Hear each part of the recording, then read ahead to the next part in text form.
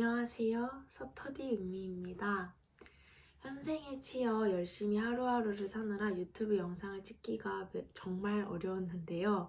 그래도 2학년 2학기까지 끝나니 여러모로 시간적 여유도 생기고 마음의 여유도 생겨서 이렇게 로스쿨 생활 돌아보기를 주제로 영상을 찍게 되었습니다.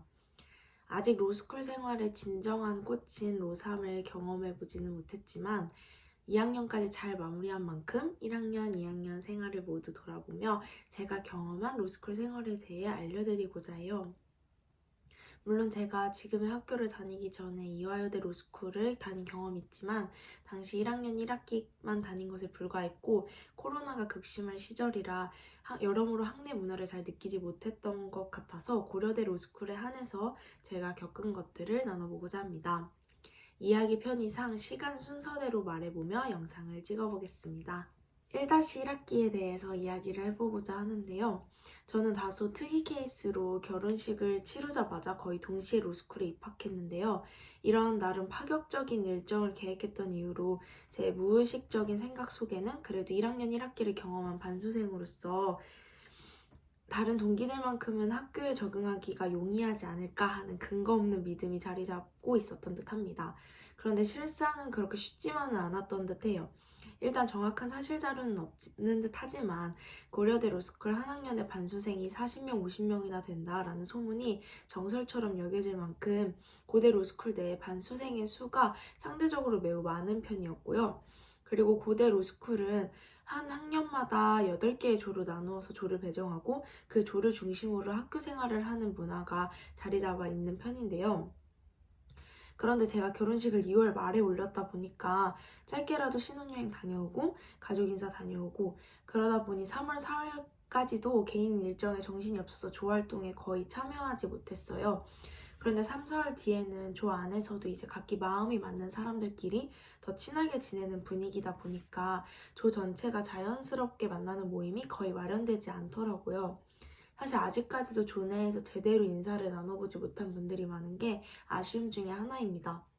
특히 제가 되게 MBTI I 타입이라서 자연스러운 모임이 아니면 편하게 인간관계를 맺기가 어려운 성격인데 신학기 이후에는 아예 접촉의 기회가 많이 없어지다 보니 제 성격상 더욱 친해지기가 어려웠던 듯해요. 학업적으로도 참 쉽지 않았던 게 이대 로스쿨은 교수님은 다르더라도 시험은 공동 출제였고 변시변모에서의 출제율이 매우 높았던 반면 고대 로스쿨은 교수님마다 강의 스타일부터 출제 스타일까지 매우 천차만별이고 변시변모에서 출제보다는 각 교수님마다의 스타일이 반영된 특이한 문제도 많이 출제가 되었던 것 같아요. 물론 고대 로스쿨 내에 이러한 정보가 비대치성이 매우 낮고 쉽게 이런 정보를 접할 수 있는 분위기여서 저도 이와 같은 점을 몰랐던 것은 아닌데 위출제 스타일을 어떻게 대비해야 하는 건지 스스로 공부법을 잘 대비하지 못해서 중간고사에서는 모든 과목에서 그렇게 만족스러운 결과를 내지는 못했던 것 같습니다. 심지어 1학년 1학기 대부분의 학생들은 선택법을 듣지 않는 분위기인데 무슨 배짱인지 공정거래법 수업까지 수강하다 보니 좀 남들보다 로드가 더 많았던 듯도 합니다. 그래도 중간고사 끝나고 다소 침울했던 것 같은데 이대로 포기하려고 반수까지 한 건 아니라는 생각으로 마음을 다지고 지금은 현직에 있는 선배들까지 찾아다니면서 어떻게 공부하면 좋을지 방법론을 찾아가기 시작했습니다. 역시 출제 스타일을 파악하기 위해서는 기존 교수님의 기출문제를 열심히 공부하는 게 우선이겠구나 라는 생각이 들어서 기출문제 분석 스터디도 참여하면서 기출을 여러 관점에서 분석하고 이해하고 암기하는 데 주력을 다했습니다. 그리고 기출문제 스타일로 문제가 나온다면 어떤 식으로 나올 수 있을까를 연습하면서 특히 객관식, 선택형 시험이 있는 과목의 경우에는 객관식 스터디에도 참여해서 스터디원들이 예상하는 문제들을 풀어봤고 이는 공부가 잘 되고 있는지 점검하는 데에도 도움이 되었던 듯 합니다. 이 과정에서 고려대 로스쿨 내 공식 튜터링을 통해서 자료가 모두에게 공평하게 제공된 점이나 조를 중심으로 다양한 스터디가 쉽게 구성되는 환경이었던 게 아주 많은 도움이 되었던 것 같습니다. 물론 이렇게 열심히 공부 방법을 잡아가려고 노력했으나 중간고사에서 다소 높은 성적을 받지 못한 과목들이 꽤 있었고 기말고사를 보기 2주 전쯤 갑작스럽게 코로나에 걸리면서 많은 어려움을 겪었고 그 결과 1학년 1학기는 노력에 비해선 소소한 결과라고 평가되는 3.78의 성적을 받게 되었습니다. 1학년 1학기 후 여름방학은 제게 쉽지 않은 방학으로 기억이 되는데요. 입학 전부터 문제되었던 부모님 중 한 분의 질병이 급격하게 악화되었고 이 와중에 남편은 회사 장기 출장으로 2달 넘게 미국에 출장을 나가 있는 상황이었습니다. 그래서 살고 있던 신혼집에서 짐을 챙겨서 제 친정집으로 와서 2달간 생활을 했던 것 같아요. 부모님의 투병 생활을 돕는 데 들어가는 시간이 꽤 많았기 때문에 종강 후에는 거의 쉬는 시간 없이 바로 선행학습에 들어갔고 민사소송법 증거법 앞까지 내용, 형법 강론, 민법 중 물권법과 채권 총론 등 내용 위주로 선행학습을 했었습니다. 각 과목마다 인터넷 강의 듣고 교과서 읽고 사례형 정리하는 방식으로 정리해 나갔고 민사소송법, 형각, 민법 순으로 공부했던 기억이 어렴풋하게 남아있는 듯은 한데 정확하지는 않습니다. 각 사람에게 고난만 오는 건 아닌 건지 아주 좋은 기회로 대형 로펌 인턴을 경험하는 시간도 있었습니다.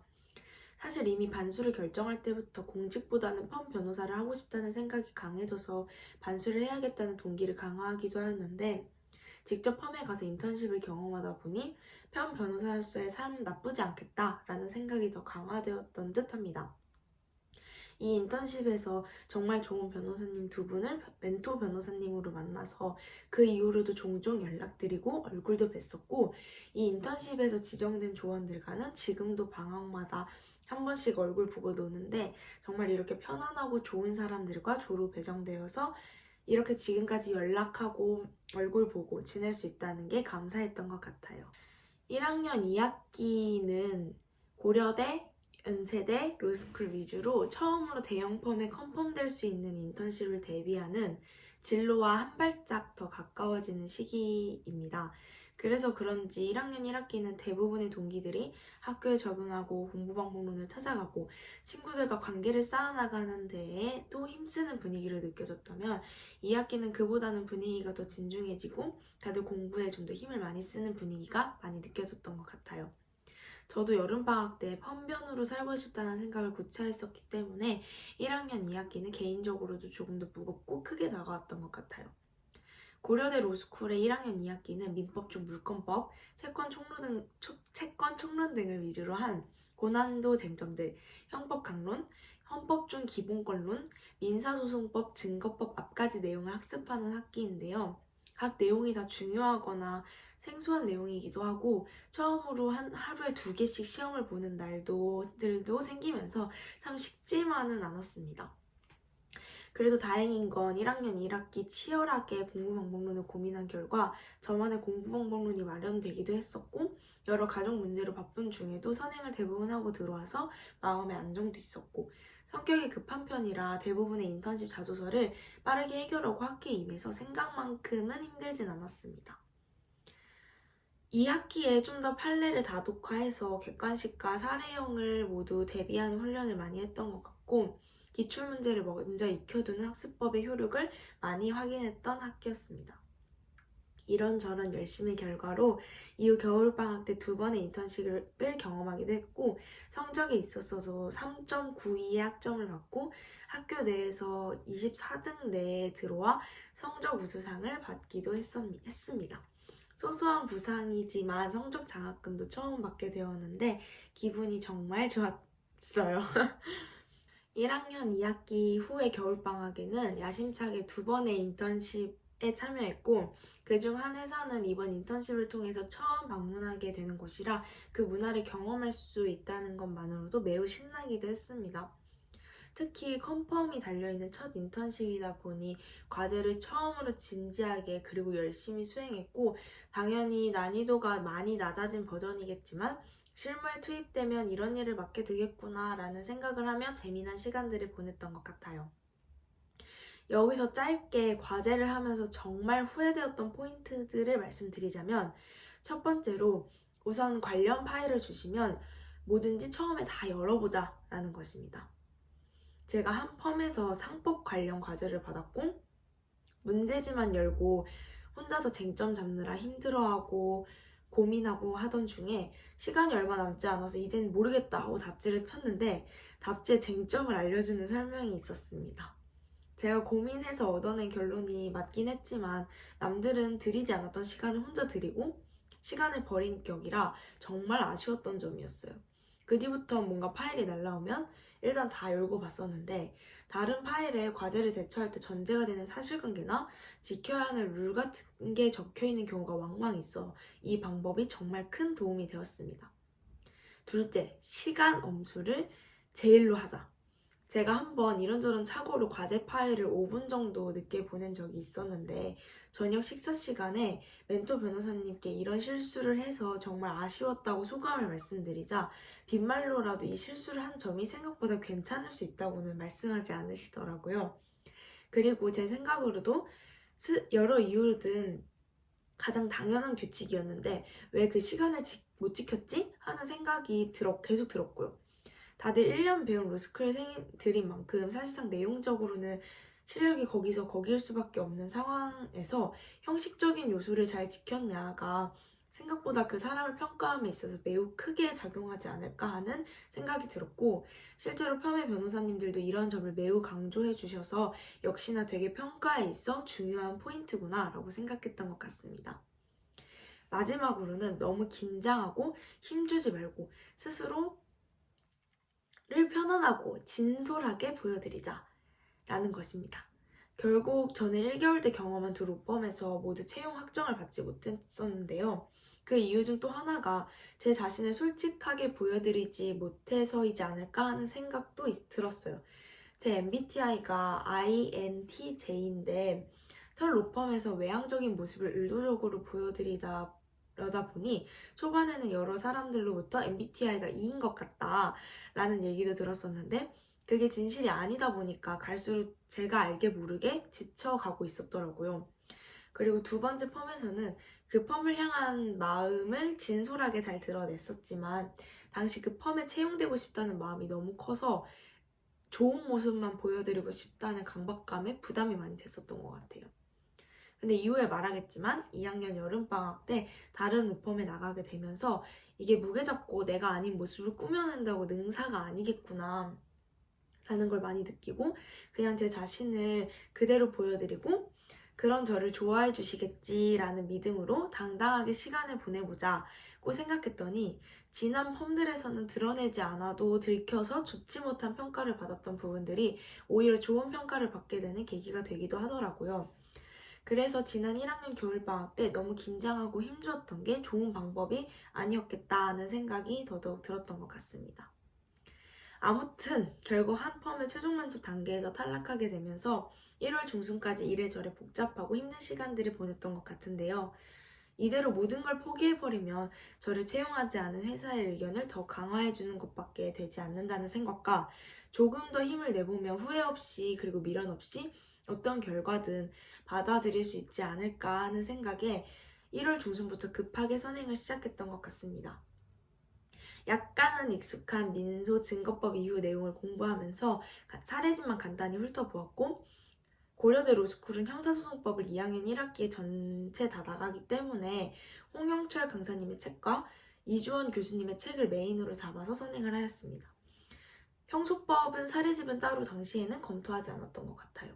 그리고 정말 익숙하지 않은 회사법과 행정법을 처음 배워보게 되어서 다소 긴장이 되었는데 당시 코로나가 심해서 가지 못했던 신혼여행을 2월 말에 예정해 두었었기 때문에 행정법은 정말 날림으로 하명호 교수님의 유튜브 강의를 시청하였고 회사법만 이정혁 강사님의 인사이트 교재와 송홍열 교수님의 상법 강의 기초로 꼼꼼하게 읽어보는 정도를 진행하였습니다.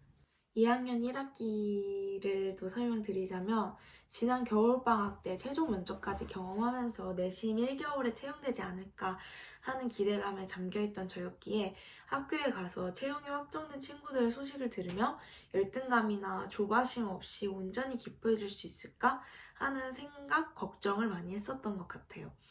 근데 예상외로 제 친구들 때문에 제가 떨어진 것은 아니기 때문에 친구들의 일은 친구들의 일대로 축하했었고 친구들처럼 좋은 결과를 내보야겠다는 열의가 생겨서 학업에 더 집중할 수 있었던 것 같습니다. 이때부터 학교나 조 차원에서 거의 필수적으로 짜주던 스터디가 거의 사라져서 동기들끼리 알아서 필요에 따라 스터디를 구성하는 성향이 짙어졌던 것 같아요. 그 덕분이라 해야 할지 평소에는 같이 스터디할 생각도 못했던 다른 조원 동기들과 민사소송법과 행정법 스터디를 각각 구성했었습니다. 근데 이게 되게 새로운 공부 방법이나 패턴을 경험해 볼 수 있는 기회가 되었고 여러 시각들을 들을 수 있는 창구도 되었고 좋은 사람들을 여러 더 알아갈 수 있었던 좋은 시간들이 되었던 것 같아요.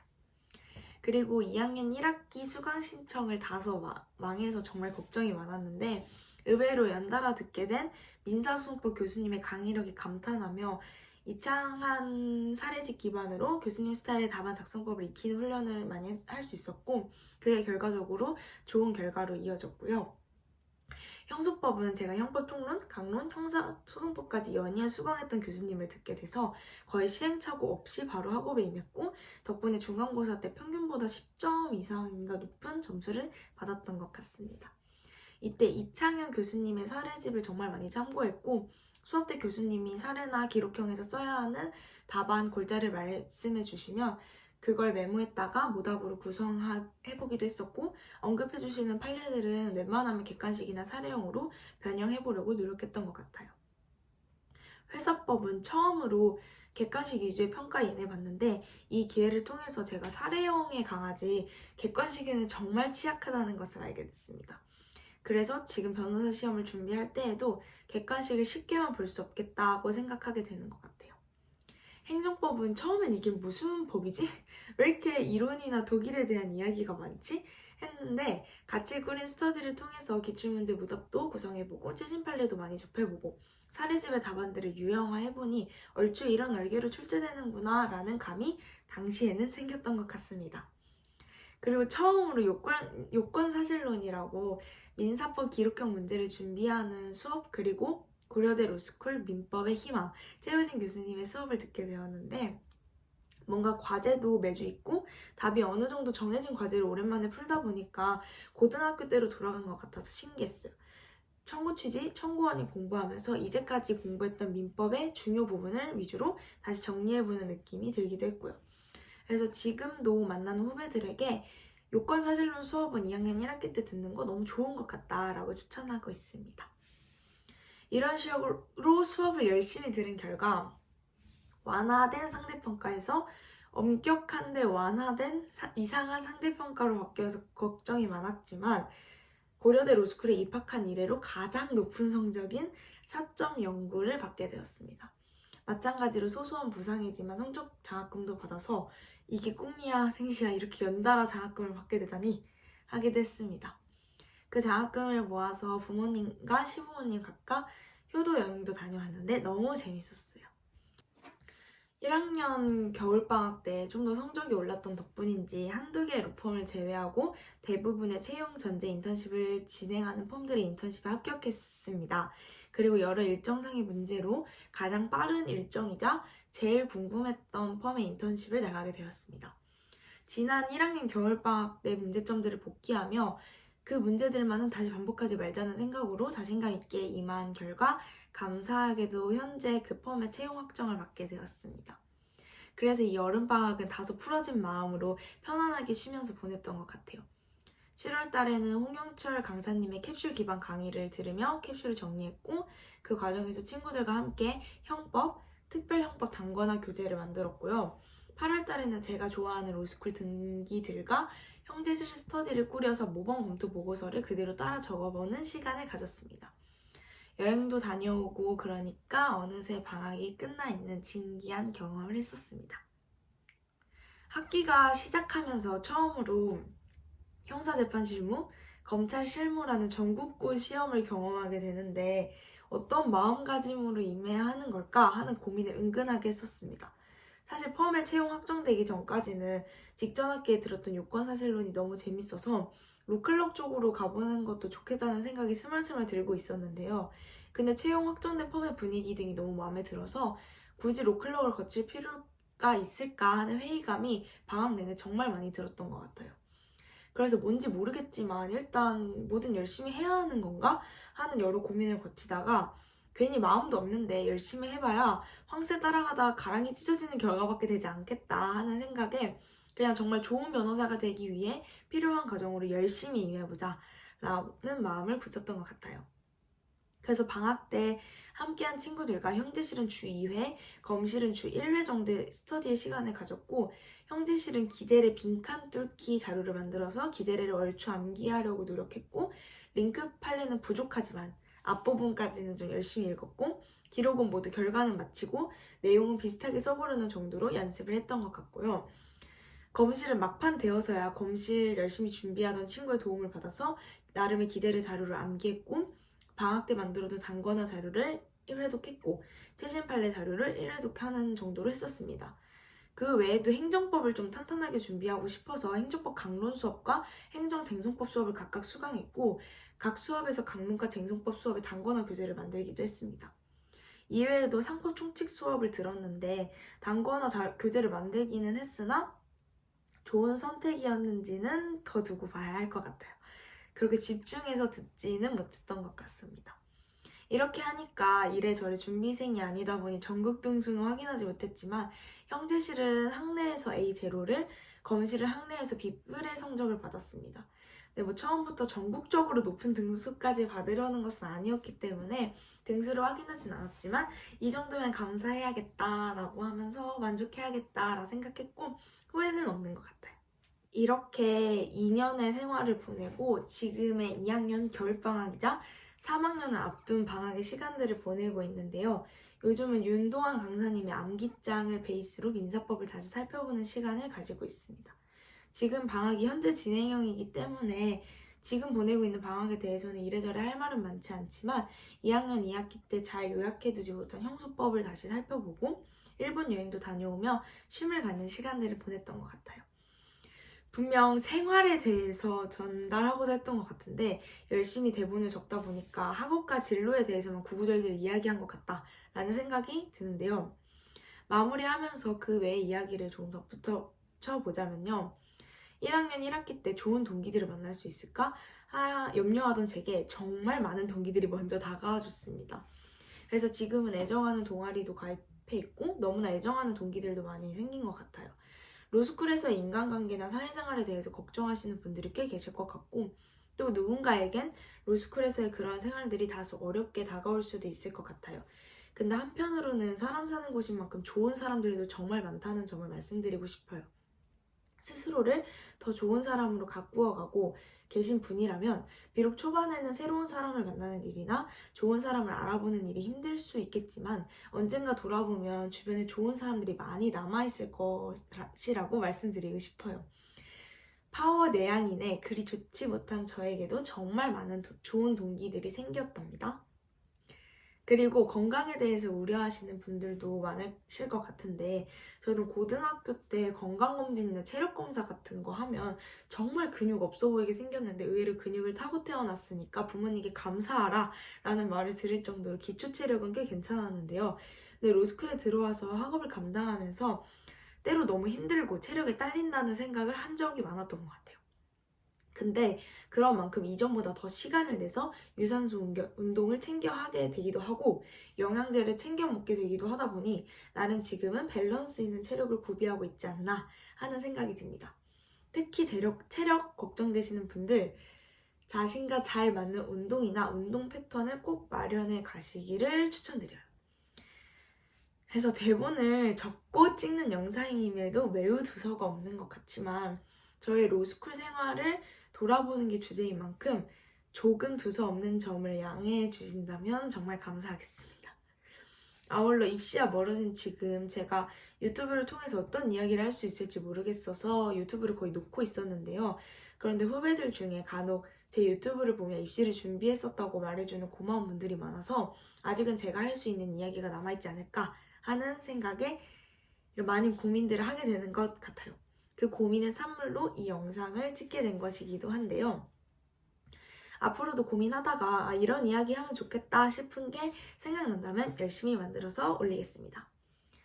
요즘 눈도 많이 오고 미세먼지 안 좋은 날도 꽤 있고 또 날도 춥고 정말 살아남기가 쉽지 않은 환경인데요. 그렇지만 따뜻한 방 안에서 귤 먹으면서 소소하고 행복한 추억들 많이 쌓아가시는 겨울이 되시길 기원합니다. 영상 봐주셔서 감사드리고 말씀드린 것처럼 제가 할 수 있는 또 좋은 소재 이야기들이 있다면 다시 찾아오겠습니다. 모두 2024년 행복한 한 해 되시길 바랍니다.